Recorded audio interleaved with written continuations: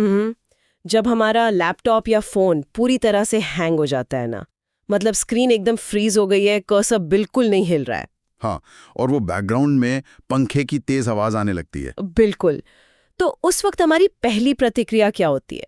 हम कोई trouble shooting तो करते नहीं है, हम बस सीधा उस पावर बटन को कसकर दबाए रखते हैं। एकदम सही, फोर्स शटडाउन कर देते हैं। हाँ, या फिर कभी कभी तो सीधा दीवार से प्लग ही निकाल देते हैं। और मतलब ये हम क्यों करते हैं? क्योंकि हमें लगता है कि सिस्टम को बस एक झटके में बंद कर देने से सारी गड़बड़ियां अपने आप खत्म हो जाएंगी। ये एक बहुत ही इंसानी फितरत है। एक अजीब सी शांति मिलती है ये सोचकर के चलो प्लग निकाल दिया, अब सब शांत हो गया। और यही बात मुझे सबसे ज्यादा सोचने पर मजबूर कर रही थी, क्योंकि जब बात हमारे जीवन की आती है ना, मतलब जब करियर का दबाव बहुत बढ़ जाता है या रिश्तों में उलझनें आ जाती हैं, या बस रोजमर्रा का जो तनाव है वो बर्दाश्त से बाहर हो जाता है। बिल्कुल वही तनाव, तो हम अक्सर यही प्लग निकालने वाली अप्रोच अपनी असल जिंदगी में भी आजमाना चाहते हैं।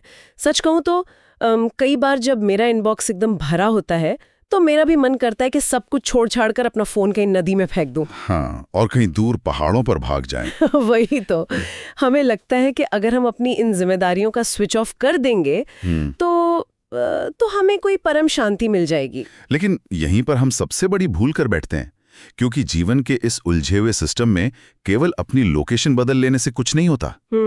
आपके बैकग्राउंड के जो मानसिक प्रोग्राम्स हैं ना, वो चलना बंद नहीं होते। वो वायरस आपके दिमाग की हार्ड ड्राइव में ही रहते हैं। क्या कमाल की बात कही आपने। और हमारे आज के इस गहन अध्ययन का मुख्य विषय भी बिल्कुल यही है।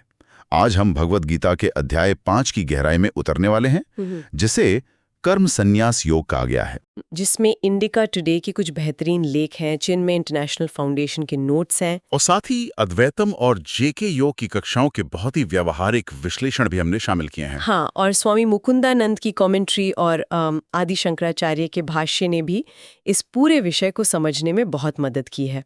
तो आज का हमारा मिशन ये डिकोड करना है कि क्या सच्ची शांति पाने के लिए इस दुनिया और समाज को छोड़कर भागना वास्तव में जरूरी है, या फिर हम अपनी इन भारी भरकम जिम्मेदारियों के बीच रहकर भी पूरी तरह से आजाद महसूस कर सकते हैं। बिल्कुल, हम संन्यास जैसे भारी भरकम शब्द का एक तरह से ऑपरेशन करने वाले हैं आज। चलिए इसे थोड़ा खोल कर देखते हैं। ये बहुत जरूरी है, क्योंकि ये कोई सिर्फ आज की आधुनिक बर्नआउट वाली समस्या नहीं है। ये वो बुनियादी सवाल है जो हजारों सालों से इंसान को अंदर ही अंदर खा रहा है। और दिलचस्प बात यह है कि ये सवाल किसी और ने नहीं, बल्कि खुद अर्जुन ने गीता के 5वें अध्याय के पहले ही श्लोक में पूछा था। हाँ, अर्जुन की उलझन भी बिल्कुल हमारी और आपकी तरह ही थी। एकदम। वो कुरुक्षेत्र के मैदान में खड़ा है और बुरी तरह कंफ्यूज्ड है। उसके सामने 2 रास्ते हैं। एक तरफ प्रवृत्ति मार्ग है, यानी एक गृहस्थ का जीवन जहां आपको समाज में रहना है, अपना कर्तव्य निभाना है, युद्ध करना है। हाँ, और दूसरी तरफ निवृत्ति मार्ग है, यानी सन्यास, जहां कोई सामाजिक बंधन नहीं है, कोई संपत्ति नहीं है, बस शांति ही शांति है। मतलब आम इंसान जब सन्यास शब्द सुनता है ना, तो उसके दिमाग में हिमालय की किसी गुफा में बैठे एक दाढ़ी वाले योगी की ही तस्वीर आती है। बिल्कुल, एक डरावनी या हैरान करने वाली तस्वीर। हाँ, तो अर्जुन सीधे पूछता है कि इन दोनों में से बेहतर क्या है, ये कामधाम करते रहना या सब छोड़ देना। और भगवान कृष्ण का जो जवाब है वो बहुत चौंकाने वाला है। बहुत ज्यादा। वो कहते हैं कि आम इंसान के लिए सब कुछ छोड़ देने की तुलना में कर्म योग, यानी बिना स्वार्थ के कर्म करते रहना, कहीं अधिक श्रेष्ठ और सुरक्षित भी है। यहाँ जो सबसे आकर्षक बात है वो ये है कि कृष्ण का ये जवाब एक बहुत बड़े मिथक को तोड़ देता है। वो एकदम स्पष्ट कर रहे हैं कि आध्यात्मिकता का मतलब अपनी जिम्मेदारियों से पीठ दिखाकर भागना बिल्कुल नहीं है। एक मिनट रुकिए, मुझे यहाँ थोड़ा संदेह हो रहा है। मतलब अगर कोई इंसान अपनी बहुत ही टॉक्सिक कॉर्पोरेट नौकरी से या किसी भयानक पारिवारिक कलह से सच में टूट चुका है और वो शांति के लिए किसी आश्रम में या पहाड़ पे चला जाता है, तो क्या वो वास्तव में अपनी समस्या का समाधान नहीं कर रहा है? मतलब क्या भौतिक रूप से सब कुछ छोड़ देना इतना बेकार है? देखिए, इसका जवाब थोड़ा हैरान करने वाला हो सकता है, लेकिन बिना मानसिक तैयारी के शारीरिक रूप से सबको छोड़ देना वाकई में किसी काम का नहीं है। अच्छा। हाँ, मैंने जो इंडिका टुडे का लेख पढ़ा था उसमें विरिज होम का एक बहुत ही सुंदर और गहरा जिक्र है। विरिज होम, ये क्या होता है? ये एक विशेष प्रकार का हवन है जो तब किया जाता है जब कोई व्यक्ति औपचारिक रूप से संन्यास लेता है। इस अनुष्ठान में जो आग जलाई जाती है वो केवल एक कर्मकांड नहीं है, वो इस बात का प्रतीक है कि ज्ञान की अग्नि अज्ञानता को पूरी तरह भस्म कर दे, ठीक वैसे ही जैसे आग सूखी लकड़ियों को राख बना देती है। ओ, मतलब वो आग असल में बाहर नहीं, हमारे भीतर लगनी चाहिए। बिल्कुल सही कहा। जब तक आपके मन के भीतर से इच्छाएं, सफलता का लालच, ईर्ष्या और सबसे बढ़कर आपका अहंकार भस्म नहीं होता, तब तक केवल अपना पता बदल लेने से या भगवा कपड़े पहन लेने से कोई सन्यासी नहीं बन जाता। ये तो बहुत ही गहरी बात है। सोचिए, अगर कोई हिमालय की किसी शांत गुफा में बैठ भी जाए, लेकिन उसका दिमाग अभी भी इसी बात पर उबल रहा है कि मेरे पुराने बॉस ने मेरे साथ नाइंसाफी की थी। हाँ, या फिर मेरे पड़ोसी के पास मुझसे बड़ी गाड़ी है। बिल्कुल। तो फिर उसने असल में छोड़ा ही क्या है? उसने केवल अपना शरीर एक जगह से दूसरी जगह शिफ्ट किया है, लेकिन उसका संसार अभी भी उसके दिमाग में पूरी तरह जिंदा है। मतलब सन्यास कोई जगह या डेस्टिनेशन नहीं है, ये पूरी तरह से एक मानसिक अवस्था है। 100%। तो इस सब का असल में क्या मतलब है? मतलब अगर केवल दुनिया छोड़ना काफी नहीं है, तो फिर हम इस दुनिया की भीड़-भाड़ में, इस ट्रैफिक और EMI के चक्कर में रहकर कर्मयोग को कैसे साधें? इसके लिए हमें बाहरी कर्मों से हटकर मानसिक संन्यास की ओर बढ़ना होगा। हमारे स्रोत बताते हैं कि कर्मयोग असल में एक प्राइमरी स्कूल की तरह है। अच्छा। हाँ, जो हमें ज्ञान योग या संन्यास रूपी हाई स्कूल के लिए तैयार करता है। श्लोक 11 कहता है कि योगी अपने शरीर, मन, बुद्धि और इंद्रियों से काम तो करते हैं, लेकिन आसक्ति को छोड़कर। आसक्ति मतलब अटैचमेंट को छोड़कर। हाँ, वह ये सब सिर्फ अपने अंतःकरण की शुद्धि के लिए करते हैं। और यहीं पर अकर्तृत्व का कॉन्सेप्ट आता है। अकर्तृत्व, इसका क्या अर्थ हुआ? ये गहराई से समझना कि मैं कुछ नहीं कर रहा हूं, बल्कि प्रकृति के गुण ही काम कर रहे हैं। इस भाव को समझना ही कर्म योग की नींव है। ये आपको सिखाता है कि आप अपना पूरा जोर लगा के काम करें, लेकिन उस काम के नतीजों को लेकर जो एक पागलपन वाली दीवानगी होती है, जो एक ऑब्सेशन होता है, उसे छोड़ दें। मुझे यहीं पर आकर थोड़ी दिक्कत होती है। मतलब ये परिणाम की परवाह किए बिना काम करना किताबों में पढ़ने में तो बहुत अच्छा लगता है। हाँ, ये आम धारणा है। लेकिन असली दुनिया में हमारे पास टारगेट्स हैं, हमें घर का किराया देना है, बच्चों की फीस भरनी है। अगर मैं इस बात की परवाह ही ना करूं कि मेरे काम का नतीजा क्या होगा, प्रमोशन मिलेगा या नहीं, तो क्या ये बिना सैलरी के काम करने जैसा नहीं हो जाएगा? मतलब अगर फल की चिंता नहीं होगी तो मोटिवेशन कहाँ से आएगा? क्या इंसान की कार्यक्षमता एकदम गिर नहीं जाएगी? अगर हम इसे व्यापक संदर्भ से जोड़कर देखें, तो अद्वैतम कक्षाओं के स्रोत इस मनोवैज्ञानिक उलझन को बहुत ही शानदार तरीके से सुलझाते हैं। कैसे? वे बताते हैं कि फल की चिंता छोड़ने से कार्यक्षमता घटती नहीं है, बल्कि कई गुना बढ़ जाती है। सच में? ये कैसे संभव है? इसे ऐसे समझिए, जब हम कोई भी महत्वपूर्ण काम कर रहे होते हैं, तो हमारी मानसिक ऊर्जा कैसे भटी होती है? हमारा लगभग आधा दिमाग भविष्य की चिंता में अटका होता है कि अगर ये प्रोजेक्ट फेल हो गया तो मेरी नौकरी चली जाएगी। बिल्कुल। और बाकी का आधा दिमाग अतीत के पछतावे में होता है कि पिछली मीटिंग में मैंने कितनी बेवकूफ़ी भरी बात कही थी। हाँ, ये तो बिल्कुल मेरे दिमाग का लाइव टेलीकास्ट लग रहा है। और यही सबसे बड़ी समस्या है। इस चिंता और पछतावे का भारी बोझ आपकी वर्तमान की ऊर्जा को पूरी तरह सोख लेता है। आप असल काम पर तो अपनी क्षमता का केवल 20 या 30% ही लगा पा रहे हैं। इस मानसिक बोझ को उतारकर फेंक देना ही असली संन्यास है। अच्छा, तो जब हम वो बोझ उतार देते हैं, हाँ, जब आपका पूरा ध्यान, आपकी 100% ऊर्जा सिर्फ आपके वर्तमान के काम पर केंद्रित होती है, बिना भविष्य के डर या लालच के, तभी आप अपना सर्वश्रेष्ठ प्रदर्शन कर पाते हैं। मतलब हम खुद ही अपने दिमाग का बैंड बजा रहे हैं। आधा दिमाग पास्ट में फंसा है, आधा फ्यूचर में। बिल्कुल। जब हम उस मेंटल बैगेज को उतार देते हैं तो हम हल्के हो जाते हैं और अधिक तेजी से दौड़ सकते हैं। ये तो माइंडफुलनेस का सबसे बेहतरीन और व्यवहारिक रूप है। एकदम सही पकड़ा आपने। लेकिन ये कहना जितना आसान है, करना उतना ही मुश्किल है। इस अनासक्त मानसिक अवस्था को हम अपनी रोजमर्रा की कीचड़ भरी जिंदगी में लागू कैसे करें? इसके लिए स्रोतों में 2 बेहद शक्तिशाली और याद रखने योग्य रूपकों का इस्तेमाल किया गया है। हाँ, वो मेटाफर्स जो सीधे दिमाग में छप जाते हैं। यहाँ बात सच में बहुत दिलचस्प हो जाती है। बिल्कुल। गीता के रूपक हमेशा से बहुत सटीक रहे हैं। इनमें से पहला क्या है? पहला है श्लोक 10 का कमल का पत्ता। संस्कृत में इसे पद्म पत्रम इव अम्बसा कहा गया है। हाँ। स्वामी मुकुंदानंद की कमेंट्री इसे बहुत खूबसूरती से खोलकर समझाती है। कमल का फूल कीचड़ में पैदा होता है उसी गंदे पानी में ही रहता है। लेकिन उस पर पानी की एक बूंद नहीं टिकती। बिल्कुल, अगर आप उसके पत्ते पर पानी की एक बूंद डालें तो वो तुरंत फिसल जाती है। पत्ता पानी में रहकर भी गीला नहीं होता। ठीक वैसे ही एक सच्चा कर्मयोगी दुनिया के बीचों बीच रहता है, सारे काम करता है, समाज का हिस्सा होता है, लेकिन दुनिया के पाप या तनाव से अछूता रहता है। ये एक बहुत ही विजुअल उदाहरण है। कमल के पत्ते की सतह पर मौजूद हुए छोटे छोटे रेशे उसे प्राकृतिक रूप से वाटरप्रूफ बनाते हैं। हाँ, वाटरप्रूफ। एक कर्मयोगी के लिए वो वाटरप्रूफिंग उसकी आसक्ति से मुक्ति है। जब वो अपना हर कर्म भगवान या ब्रह्मांड को अर्पित कर देता है तो वो परिणामों के कीचड़ से अछूता रहता है। और दूसरा रूपक जो मुझे और भी ज्यादा दिलचस्प लगा वो है श्लोक 13 का 9 द्वारों वाला नगर। ये वेदांत का एक बहुत ही क्लासिक रूपक है। हाँ, इसमें हमारे शरीर को 9 दरवाजों वाला एक शहर कहा गया है, जैसे 2 आंखें, 2 कान, नाक, मुंह आदि। और बताया गया है कि हमारी आत्मा इस शहर में महज एक दर्शक की तरह शांति से बैठती है। वो आत्मा ना तो खुद कुछ करती है और ना ही किसी से कुछ करवाती है। यही अकर्ता भाव है, ये समझना कि मैं ये शरीर नहीं हूं, मैं वो चेतना हूं जो इस शरीर रूपी शहर में रह रही है। ये रूपक ऐसा है जैसे आप तूफानी बारिश में एकदम बढ़िया वाटरप्रूफ जैकेट पहनकर चल रहे हों। बारिश हो रही है लेकिन आप भीग नहीं रहे हैं। बिल्कुल। लेकिन मेरे दिमाग में यहाँ एक बहुत ही तीखा सवाल आ रहा है। पूछिए।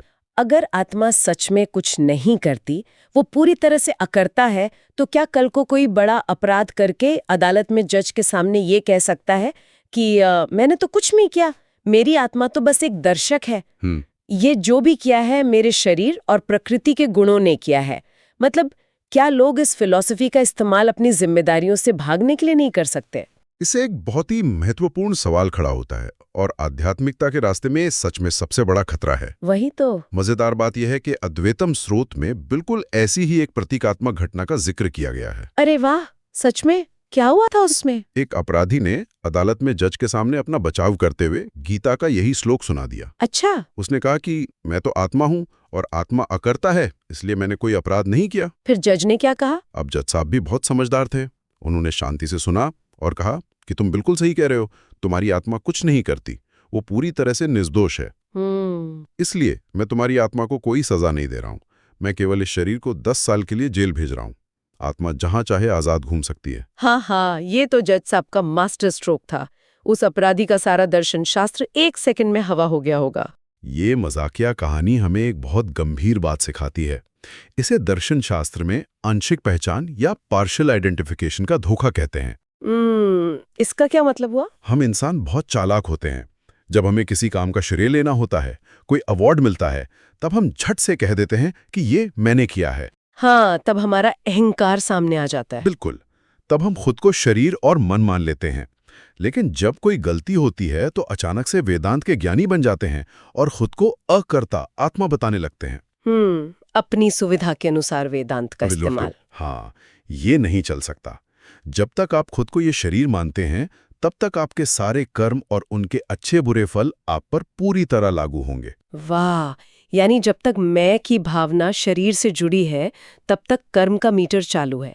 आप यूनिवर्स को बेवकूफ नहीं बना सकते। बिल्कुल नहीं। लेकिन चलिए मान लेते हैं कि कोई सच में इस अवस्था तक पहुंच गया, किसी ने वो असली वाटरप्रूफ जैकेट पहन लिया, तो दुनिया को देखने का उसका नजरिया कैसे बदल जाता है? श्रोता कहते हैं कि इसमें समदर्शन आ जाता है। समदर्शन मतलब समान दृष्टि। हाँ, श्लोक 18 के अनुसार ऐसा ज्ञानी व्यक्ति एक विद्वान ब्राह्मण, एक गाय, एक हाथी और यहाँ तक कि एक कुत्ते को भी बिल्कुल समान दृष्टि से देखता है। ये सुनने में थोड़ा अजीब लगता है। इसे समझना बहुत जरूरी है।